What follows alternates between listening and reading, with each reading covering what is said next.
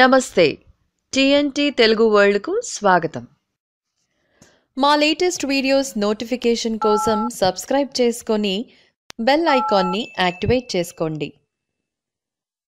త్రయోదశి శనివారం నాడు వస్తే ఆ రోజును శని త్రయోదశిగా వ్యవహరిస్తారు. శనివారం శ్రీ మహావిష్ణువుకు ప్రీతిపాత్రమైన రోజు. అలాగే త్రయోదశి పరమేశ్వరునికి ఇష్టమైన దినం.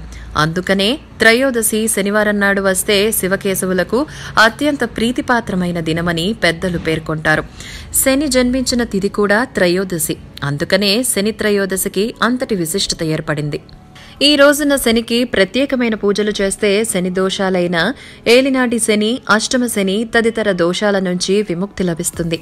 ఏ రాశుల వారికి అయితే శని ప్రభావము ఉందో వారు ఈ శని త్రయోదశి నాడు ఉదయం శని హోర కాలంలో అనగా ఉదయం 6 గంటల నుండి 7 గంటల మధ్య కాలంలో రుద్రాభిషేకం చేసిన మంచి ఫలితాలు పొందవచ్చు.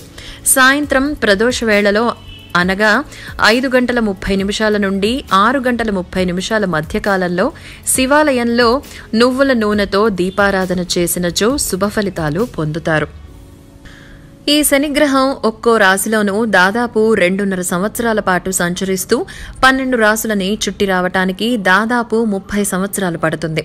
ఇంత నిదానంగా సంచరిస్తాడు కాబట్టి ఈయనకు మందగమనుడు అన్న పేరు కూడా ఉంది. రాశి చక్రంలో ఆయన ఉండే స్థానాన్ని బట్టి ఫలితాలు కూడా వేర్వేరు విధాలుగా ఉంటాయి. అందుకే జాతకరీత్యా శని ప్రభావం అధికంగా ఉన్నప్పుడు వీలైనంత తక్కువ శ్రమతో ఆ ప్రభావాన్ని కలిగించమంటూ భక్తులు శనీశ్వరుణ్ణి వేడుకుంటారు. స్థితి లయకారులిద్దరికీ ఇష్టమైన రోజుగా శని త్రయోదశి స్థిరపడింది.